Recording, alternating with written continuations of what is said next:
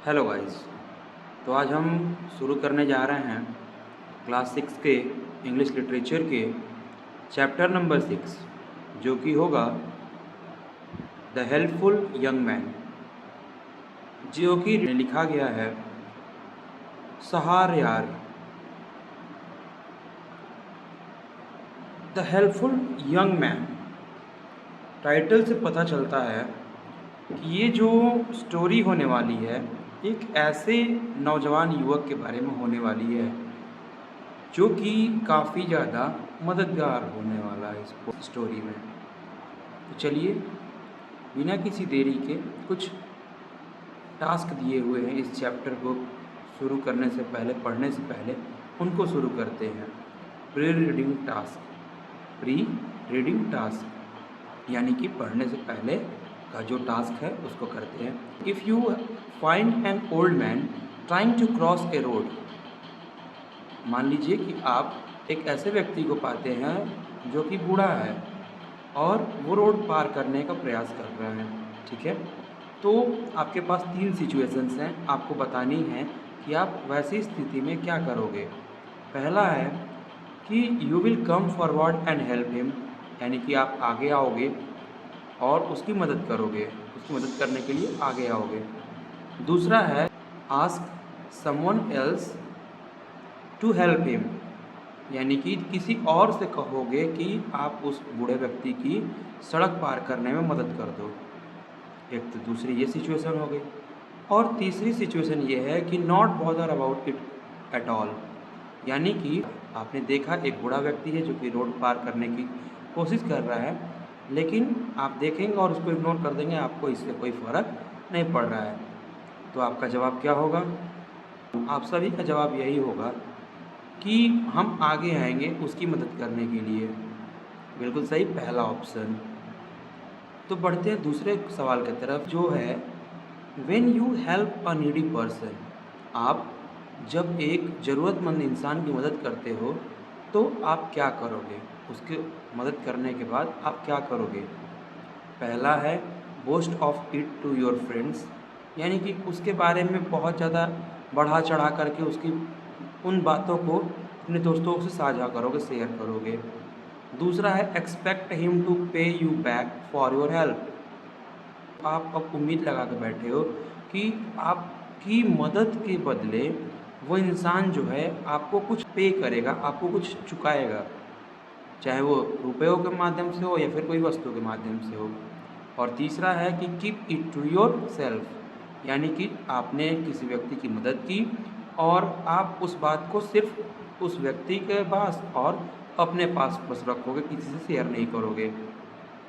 तो आपने हिंदी में एक मुहावरा भी सुना होगा जिसको कहा जाता है कुछ इस प्रकार से है कि नेकी कर और दरिया में डाल, यानी कि अगर आपने किसी की मदद की किसी भी प्रकार से तो आप उसको भूल जाओ। अगर नहीं भूलते हो तो आपके मन में क्या रहेगा कि मैंने उसकी मदद की है, और आपको उम्मीद रहेगी एक कि मैं जब मैंने किसी की मदद की तो या तो वो व्यक्ति मेरी मदद करे या फिर कोई और मेरी मदद करे। तो ऐसा नहीं करना है, उसकी मदद करने के बाद वो मदद की हुई बात को अपने तक ही रखना है। चलिए, ये 2 क्वेश्चंस दिए थे प्री रीडिंग टास्क में। अब हम आगे बढ़ते हैं। Now read the story of a boy who helped the needy and finally got rewarded for his goodness. तो यहाँ पे लिखा है कि चलिए अब हम उस लड़के की कहानी पढ़ते हैं जो कि ज़रूरतमंदों की मदद करता था और अंतोगत्वा यानी कि लास्ट में उसको अपने अच्छाई का इनाम मिलता है। Once upon a time there lived a peasant who had 7 sons and plenty of land. एक समय की बात है, एक किसान रहता था जिसके कि 7 बेटे थे और बहुत ज़्यादा यानी कि प्रचुर मात्रा में उसके पास क्या था? ज़मीन भी था। One morning when the peasant woke up, एक सुबह जब किसान जागा, he found himself blind. ले भाई, वो अपने आप में पाता है कि वो अंधा हो गया है। भला ऐसा कैसे हो सकता है? सोचने वाली बात है। लेकिन ये कहानी है, यहाँ कुछ भी हो सकता है। तो एक सुबह जब वो जागता है तो वो पाता है कि वो अब अंधा हो चुका है। A number of doctors were consulted and much money was spend but in when. क्या होता है कि बहुत सारे डॉक्टर से संपर्क किया जाता है, सुझाव दिखाया जाता है, उसको मिलवाया जाता है, लेकिन बहुत ज़्यादा पैसे खर्च होने के बावजूद भी कोई फ़ायदा नहीं होता है। One day, a strange fakir visited the blind peasant and said that he could see again if the ash of the eyes of a particular fish could be arranged and rubbed in his eyes.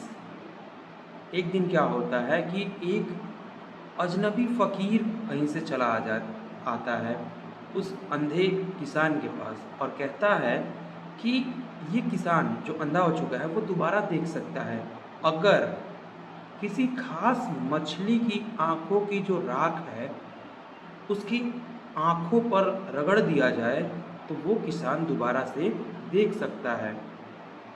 So it was decided that one of its son would go to fetch the fish. तो ये निश्चय किया जाता है कि उस किसान के बेटों में से एक बेटा जाएगा उस मछली की तलाश में, मछली ढूंढ के लाएगा। 6 of his elder sons got scared. लेकिन एक बेटा उसका कि अपने आप में निश्चय कर लेता है कि वो जाएगा और मछली ढूंढ के लाएगा, लेकिन बाकी के जो 6 बच्चे थे ना, उसके 6 बेटे जो थे वो क्या होता है कि वो डर गए। They advised their father to send the youngest son for it. वो अपने पिता को ये सुझाव देते हैं पहले ही कि आप क्या करो कि सबसे छोटे वाले बेटे को अपने, यानी कि जो सबसे छोटा बेटा है किसान का, उसको भेजो कहाँ, मछली को ढूंढ के लाने के लिए। The old man sent for him and asked him to fetch the required fish. तो आदेश करता है वो किसान, बूढ़ा व्यक्ति, अपने छोटे बेटे को कि जाओ और जिस प्रकार की जैसी मछली को कहा गया है वैसी मछली ही ढूंढ करके लेके आओ। तो यहाँ तक कहानी समझ में आई। एक बूढ़ा व्यक्ति किसान जो कि जिसके पास बहुत सारा ज़मीन था और उसके 7 बेटे होते हैं, तो वो अचानक एक सुबह उठता है और पता चलता है कि वो अंधा हो गया। बहुत सारे डॉक्टर्स से मिलाने के बाद, दिखाने के बाद भी ये पता चलता है कि वो उसकी आंखें ठीक नहीं हो सकती हैं। फिर एक दिन अचानक से अजनबी फ़कीर आता है और कहता है कि किसी खास मछली का अगर आँखों का राख ले करके और इनकी आँखों पर रगड़ दिया जाए तो ये इनकी रोशनी वापस आ सकती है। और ये सुनते ही उस किसान के बाकी जो बड़े बच्चे थे, 6 बेटे जो थे, वो डर जाते हैं और सुझाते हैं अपने पिता को कि वो सबसे छोटे वाले बेटे को भेजे, और किसान ने उसकी बात मान करके छोटे बेटे को इस काम पे लगा देता है। अब आगे, the young man set out for the remote ocean, यानी कि जो छोटा बेटा था वो लंबे, बहुत ही दूर ओशन में यानी महासागर में चला जाता है। अब जाहिर सी बात है, जब मछली चाहिए और वो भी खास प्रकार की मछली चाहिए तो नदियों या फिर तालाबों में तो मिलेगी नहीं। On his way he met with numerous calamities, अपने रास्ते में यानी वहाँ पहुँचने के दरमियान अपनी यात्रा में वो बहुत ही अनगिनत कैलामिटीज़ यानी कि जो प्राकृतिक मुसीबतें हैं उनका सामना करता है। But his determination and power bore fruit, लेकिन उसका जो दृढ़ निश्चय था और उसकी जो शक्ति थी उसका वो परिणाम मिलता है। ही रीच द डेस्टिनेशन, वो अपने मंजिल पे पहुंच जाता है। When the young man took the fish out of water it cried, और अब जो असली इस कहानी का शीर्षक था उसके आधार पर अब हम लोग पहुंच गए हैं। अब यहाँ पे जब वो मछली को निकालता है ना पानी से, वो चिल्लाती है, oh wise man please drop me back into the ocean. कहती है कि ओ बुद्धिमान व्यक्ति, मुझे दोबारा से इस महासागर में छोड़ दो। Tell me what you want, पूछती है बताओ तुम्हें क्या चाहिए, लेकिन मुझे छोड़ दो। I promise you that I will be eight your mercy if I do not fulfil my promise. कहती है कि तुम मांगो, क्या मांगते हो। और ये भी कहती है कि अगर मैं तुम्हारी इच्छा पूरी न कर सकी तो फिर तुम्हारी दया के ऊपर मैं निर्भर करती हूँ कि तुम मुझे छोड़ोगे या अपने साथ ले जाओगे।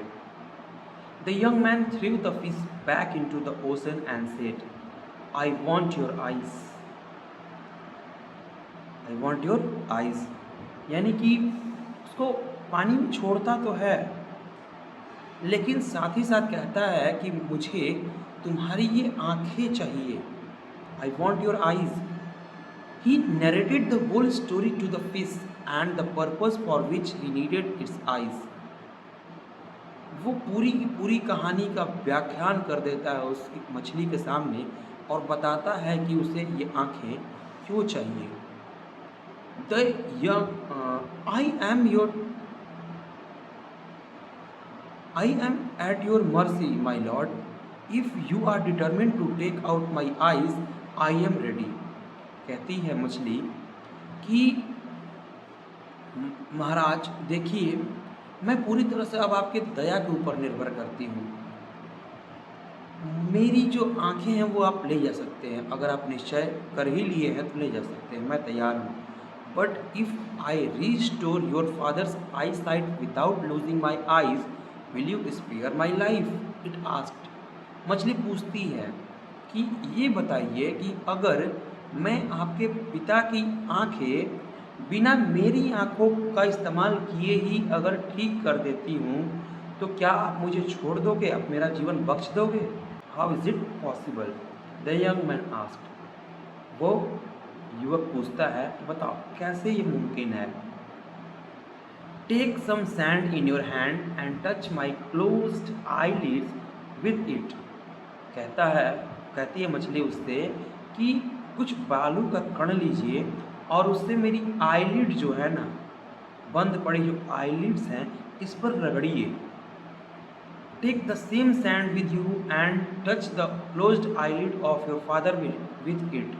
बोलती है कि वही बालू आप ले जाइएगा, सैंड ले जाइए और सेम काम अपने पिता की बंद आईलिड्स पे करिए, उसको रगड़िए वहाँ पे। He will get his I site back. बोलती है कि आपकी जो पिता की नज़रें हैं ना, यानी कि नज़रों की रोशनी जो है ना, आंखों की रोशनी जो है वो वापस आ जाएगी। I pray for your father's health. बोलती है कि मैं आपके पिता के स्वास्थ्य के लिए कामना करती हूँ। Remember me in your hard times. बोलती है कि मुझे अपने मुश्किल दिनों में याद करिएगा, यानी कि जब आपको मेरी ज़रूरत हो तो मुझे ज़रूर याद करिएगा। I may prove helpful to you, it said assuringly. यानी कि कहती है कि मैं शायद आपके लिए हेल्पफुल होंगी, मददगार होंगी। वो बहुत ही उसको श्योरिटी के साथ, यानी कि निश्चिंत करते हुए कहती है कि मैं ज़रूर आपके लिए एक न एक दिन काम आऊँगी आपकी मुश्किल परिस्थिति में। Well I will leave you. लड़का बोलता है कि ठीक है मैं तुम्हें छोड़ दूंगा, but in case my father does not get his I site back. कहता है कि मैं तुम्हें छोड़ तो दूंगा, लेकिन अगर मेरे पिता की आंखों की रोशनी वापस नहीं आई, your life will not be spared. तो बोला कि तुम्हारा जीवन बचेगा नहीं। I suggest that one must honour one's word. Saying so he took the sand with him. बोलता है कि मैं तुम्हें एक सुझाव देता हूँ कि कोई भी अगर अपनी बातों को कोई भी बात कहता है तो उसे निभाना चाहिए। इतना कहने के साथ ही वो उस बालू को ले करके वहाँ से अपने साथ चला जाता है। As soon as the father's eyelid were touched as advised, his eyesight was restored. यानी कि जैसा मछली ने उसे सुझाया था कि ये बालू ले जाकर अपने पिता के आँखों के लिड्स पर रगड़ दो और उनकी आँखों की रोशनी वापस आ जाएगी, तो सेम काम होता है और उनकी वाकई में उनकी आँखों की रोशनी वापस आ जाती है। Other six brothers got amazing news and rushed to their father. भाई साहब देखो, यहाँ लालच है इनके बड़े 6 बेटों में। जैसे ही उनके बाकी बेटों में ये खबर पहुंचती है कि उनके पिता की रोशनी आंखों की वापस आ गई है, वे दौड़ते हैं अपने पिता के पास मिलने के लिए। They grew jealous of their youngest brother. ये क्या होता है कि अब जैसे ही ये पता चलता है कि छोटे भाई ने पिता की रोशनी आंखों की वापस ला दी है, अब वो उससे जलने लगते हैं। They fear that he would be the heir to the father's property. उनको ये डर सताने लगता है कि कहीं ये पिता के सारे संपत्ति का अकेला उत्तराधिकारी न बन जाए, वंश न बन जाए। The eldest brother came forward and said, "Thanks, O Lord, you have restored our father's sight." कहता है आगे आकर के सबसे बड़ा बेटा कि धन्यवाद प्रभु, आपने मेरे पिता की आंखों की रोशनी लौटा दी। He has touched your eyelids with sands. Oh, sorry. But dear father, may I ask our youngest brother, where are the eyes of the fish you needed? पिता से अपने कहता है बड़ा बेटा कि पिताजी, मैं अपने छोटे भाई से, आपके छोटे बेटे से, यानी अपने छोटे भाई से पूछना चाहता हूँ कि जो मछली की आंखें आपको ज़रूरत थी जिनकी, वो आखिर कहाँ है? He has touched your eyelids with sand. इसने तो सिर्फ बालू से आपके eyelids को टच किया था।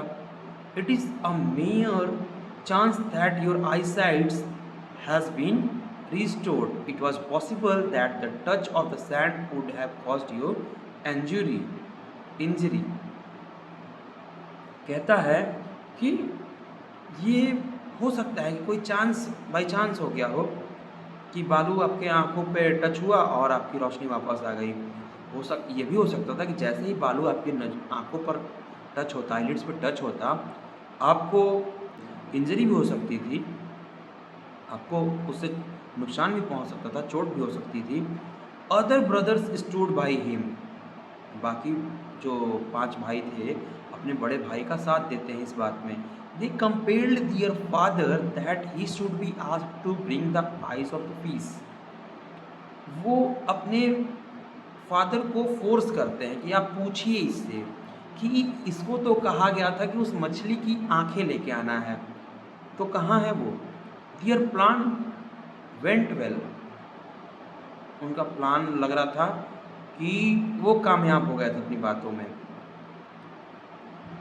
The good son was disgraced to leave the house for his dishonesty. अब ऐसा इल्ज़ाम उस पर लगाया कि उसके बेटे को, यानी जो छोटा बेटा, जो अच्छा वाला बेटा था जिसने उसकी आंखों की रोशनी लौटाई, उसे उसके घर से निकाल दिया गया, उसे घर छोड़ कर के जाना पड़ा। He left the house and roamed aimlessly as he had nowhere to go. अब चूँकि वो घर छोड़ चुका था, जिसके चलते वो इधर से उधर भटक रहा था, क्योंकि उसके पास रहने के लिए कोई स्थान नहीं था। One day as he was passing through the forest, एक दिन जैसे ही वो जंगल से होकर के गुजर रहा था, he noticed that a black buck came running to him. वो फील करता है, वो नोटिस करता है, ये चीज़ को महसूस करता है, देखता है कि एक जो काला हिरण है वो उसकी तरफ दौड़ते हुए आ रहा है। The small animal stood by him and spoke in trembling voice. वो जो नन्हा सा, वो छोटा सा हिरण था, जो वो प्राणी नाजुक सा जो था, वो उसके पास रुक जाता है और थरथराती हुई, कांपती हुई आवाज़ में कहता है, Dear sir, the hunters are after me. Please save me. I will help you whenever you call me. कहता है कि देखिए साहब, श्रीमान, उस शिकारी मेरे पीछे पड़े हुए हैं और आप मेरी जीवन बचा लीजिए, मुझे बचा लीजिए, कृपया करके मुझे बचा लीजिए। और अगर आप मुझे आप मेरी मदद करेंगे तो मैं जब भी आप पुकारेंगे तो मैं आपकी मदद के लिए आऊँगा, तैयार रहूँगा। The young man trusted the buck. अब जो लड़का था वो उस हिरण की बातों पे विश्वास कर लेता है। Go into this ditch and I will cover you with grass and leaves. कहता है कि इस झाड़ी में तुम छुप जाओ और मैं तुम्हें घास से ढक दूंगा और घास और पत्तियों से ढक दूंगा। When they go away I will call you back. जब वो लोग चले जाएंगे तो मैं तुम्हें वापस बुला लूँगा। The buck acted upon his advice. उस हिरण ने उसकी कही गई बातों के अनुसार ही एक्ट किया। When the hunters came they asked him. जब शिकारी आए तो उन्होंने उनसे पूछा, have you seen any buck this way, कि क्या तुमने कोई हिरण इस रास्ते से गुजरते हुए देखा। What is a buck, he said. बोला उसने कि बक ये क्या होता है। This fool does not know what a buck is. Hurry up lest we should miss the opportunity, they said. वे लोग कहते हैं कि ये मूर्ख इतना नहीं जानता कि बग क्या होता है, जल्दी चलो यहाँ से, नहीं तो हम ये जो मौका है इसे हम लोग गंवा देंगे। कैसा मौका?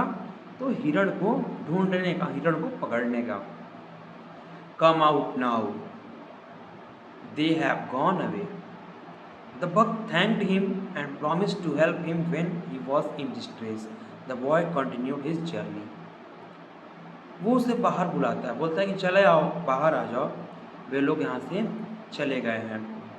जो हिरण था उसने इस लड़के को धन्यवाद दिया और कहा कि मैं तुमसे वादा करता हूँ कि जब तुम मुश्किल में होगे मैं तुम्हारी मदद करूँगा। और फिर इतना कहने के बाद हिरण भी चला जाता है और लड़का अपनी यात्रा को क्या करता है, बरकरार रख।